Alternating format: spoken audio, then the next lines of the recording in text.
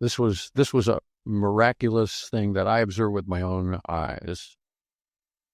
I'm completely flabbergasted. What a story. What are some other fascinating examples that you've come across in 50 years of just how radically different people can experience the world?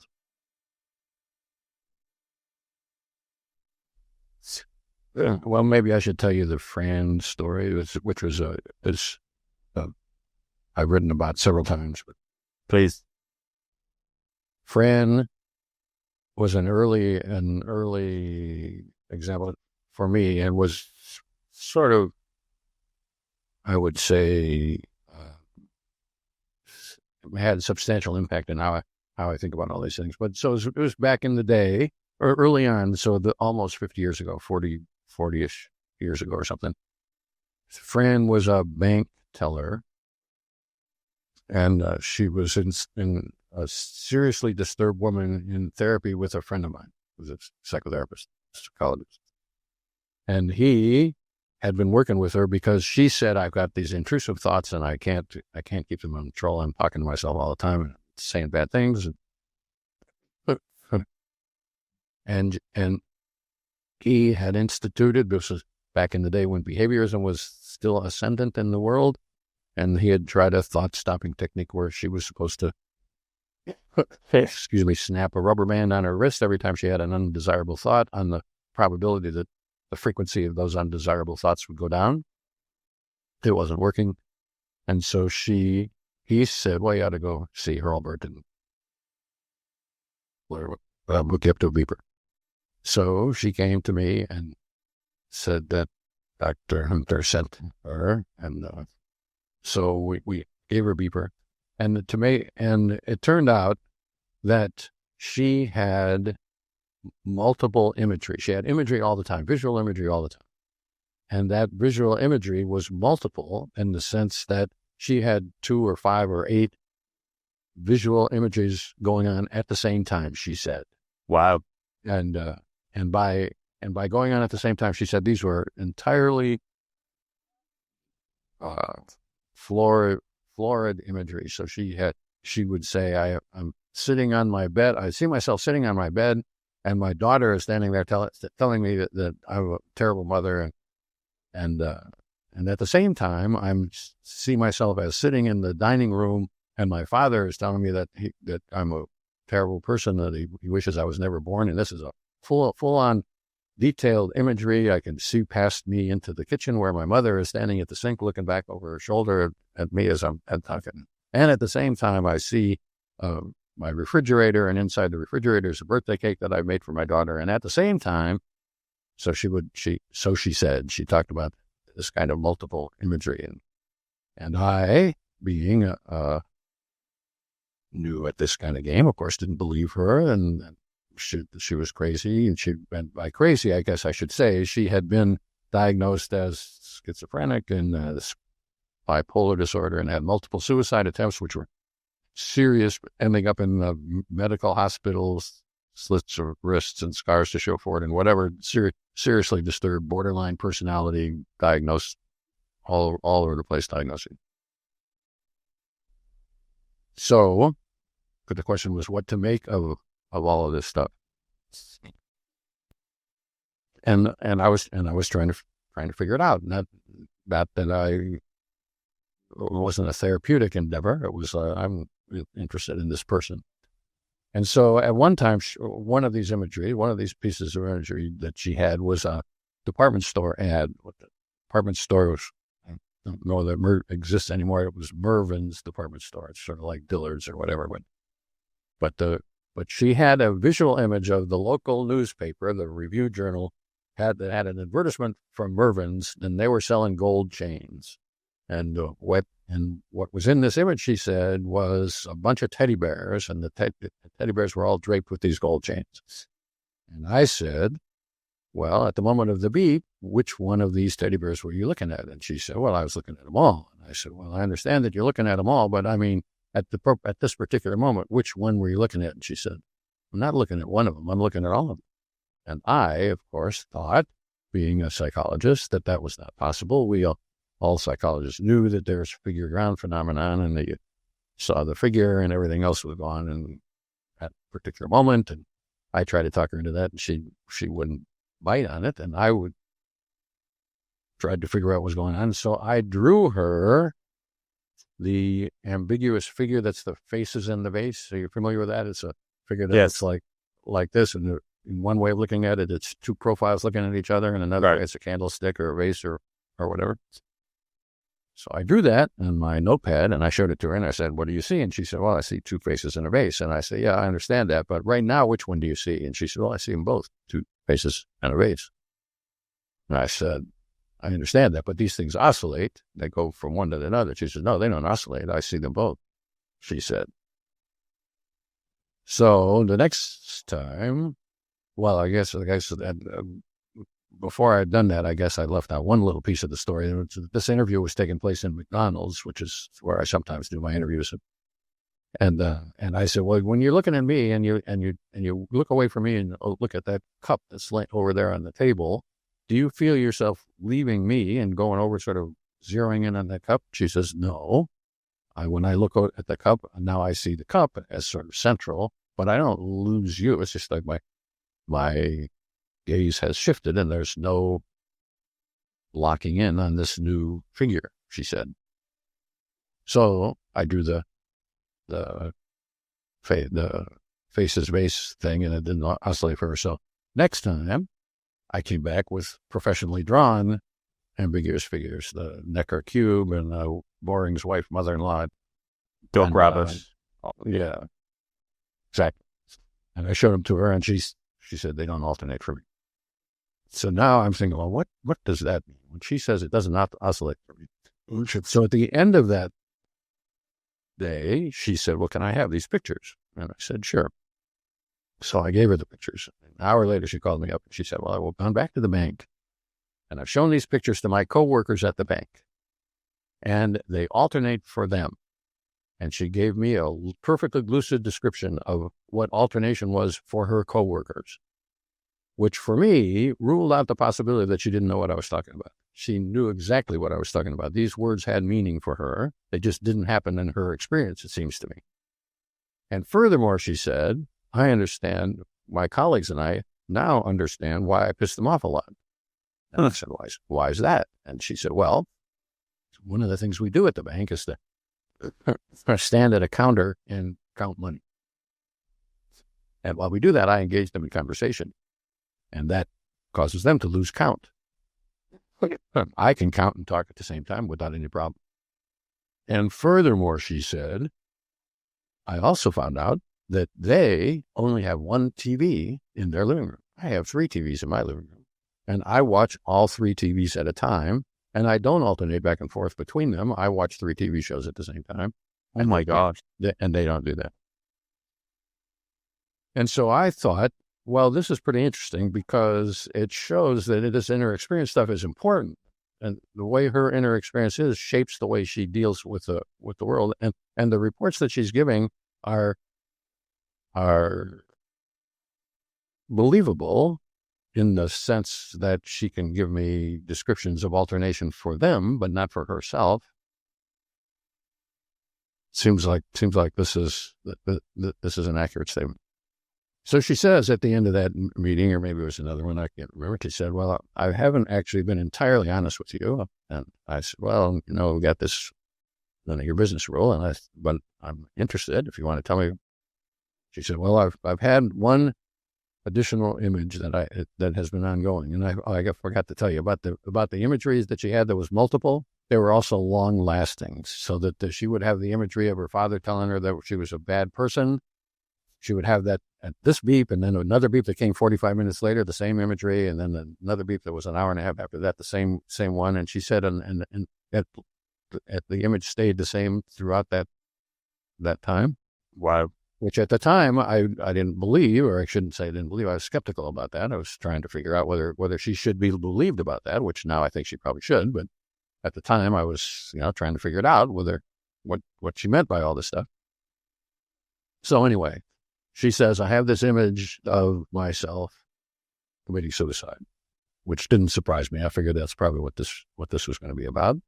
she said, well, actually, before that, she said, I'll tell you about this imagery that I've got if you promise not to tell my therapist. And I said, okay, I will do that. The therapist was a friend of mine. I figured I'd work out the details of that down the road. But so she said, I've got this image of myself committing suicide. And so I asked the same kind of questions that I would generally ask, sort of about the same ways I was asking about your inner monologue. And so what do you exactly see in this imagery? And she said, well, I see myself walking into the bathroom. And I said, well, what exactly do you see? And is the door open or is the door closed? If it's open, does it open to the right or to the left? And does it go open inward or outward? She answered all those questions. And then the next part of this scene, so it's like a scene followed by a scene followed by a scene. The next scene, she sees herself reaching into her medicine cabinet. And I say, well, is the medicine cabinet open to the right or the left? And is it color? And are you reaching with your left hand and your right hand? And is what is in the medicine cabinet the same as what's in your actual medicine cabinet? So I'm asking the kind of questions that I would generally ask about any imagery, figuring if she wanted to tell me about it, I should be asking the kinds of questions that she would be expecting. And the answer was, well, it's my medicine cabinet. It opens the way it usually does. It's got the same stuff in it as my medicine cabinet does, but it's a little simpler. There's more stuff in my actual medicine cabinet. In my imagery, it's got just a few things. And then my medicine cabinet's got a lot of stuff. And then the next scene is she knows that she has taken some downers and slit her wrist, and she's dying on the floor. And I asked, well, what do you see? And she says, is your head to the right or the left? And what's your perspective? Do you see it? She said she sees it from the doorway looking in, and she's lying on her back. And is it in color or black and white? And it's in color, and the color's regular color. She says, well, it seems like regular color, except I'm a little whiter than I think I really ought to be. So we have this detailed discussion. What I'm trying to convey is I'm having this detailed discussion with her on a Friday afternoon in McDonald's about a suicide image.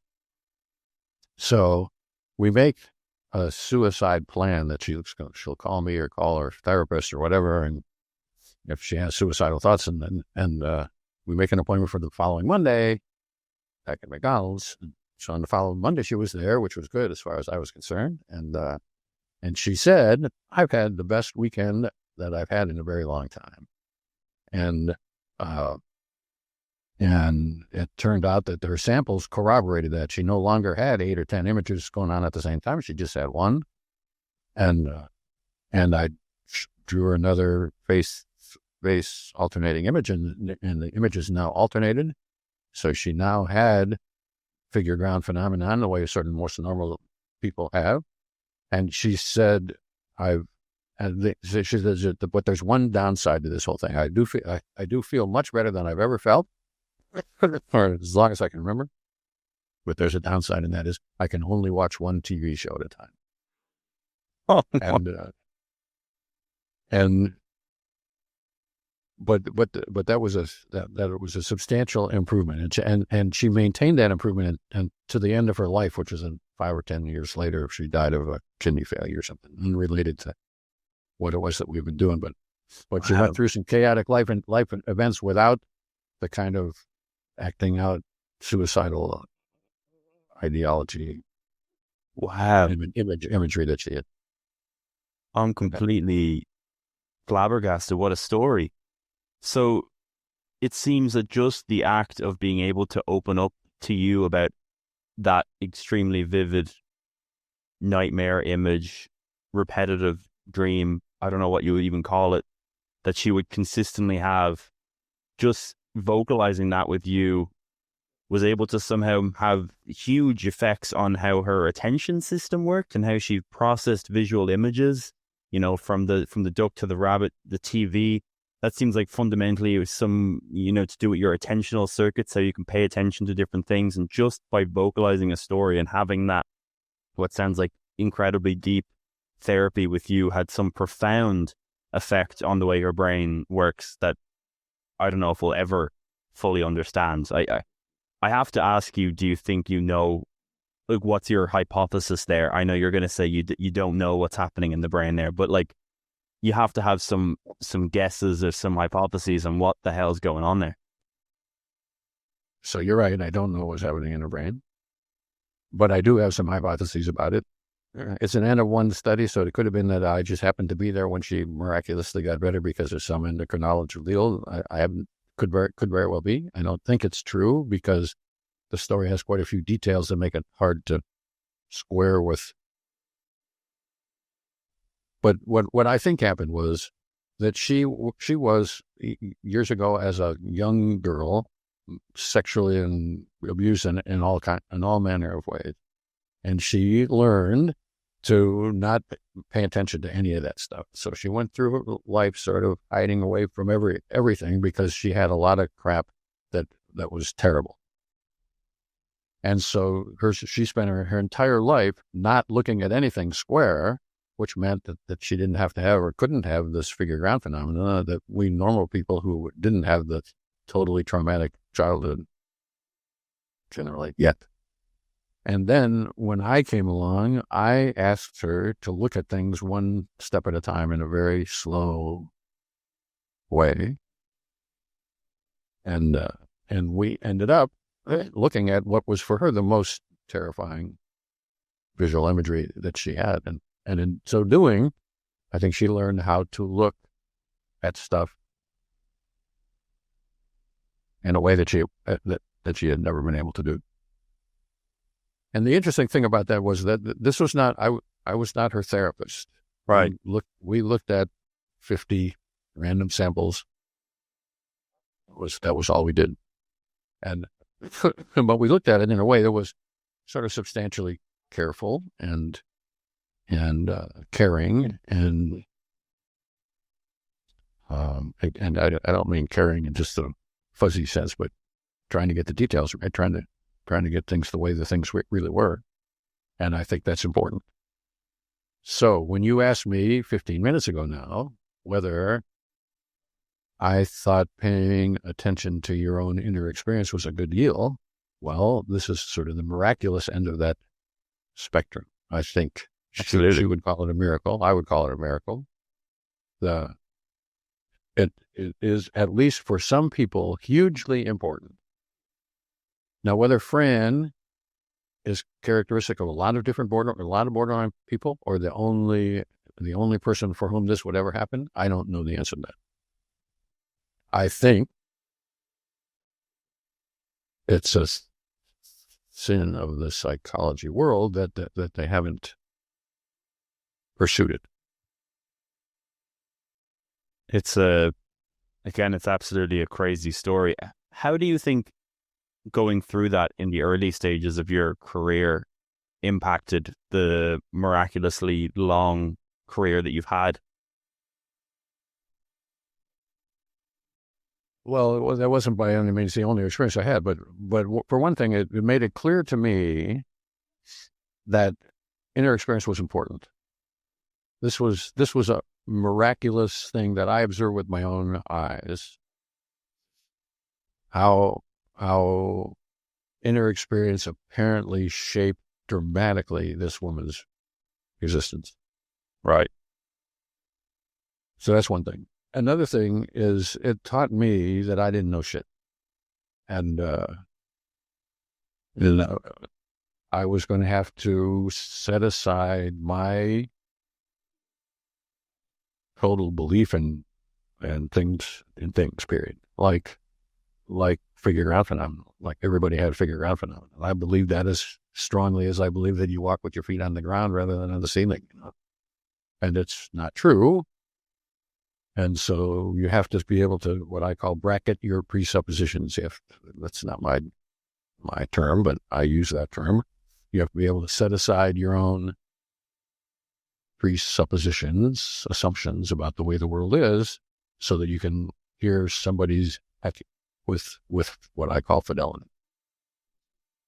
And I came to think it was worth doing. And, even if that's the only one, well, it was a pretty good one.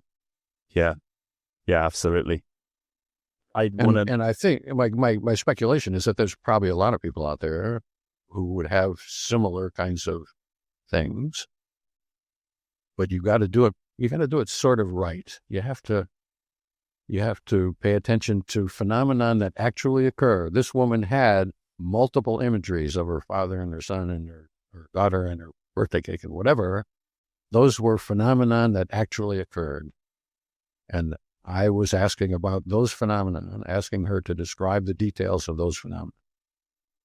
Very much unlike your experience sampling study where you were asked how happy you were and how conscientious you were and whatever else they were asking you, and that kind of thing, because there was nothing there for you to directly apprehend. Right. It's a huge difference, which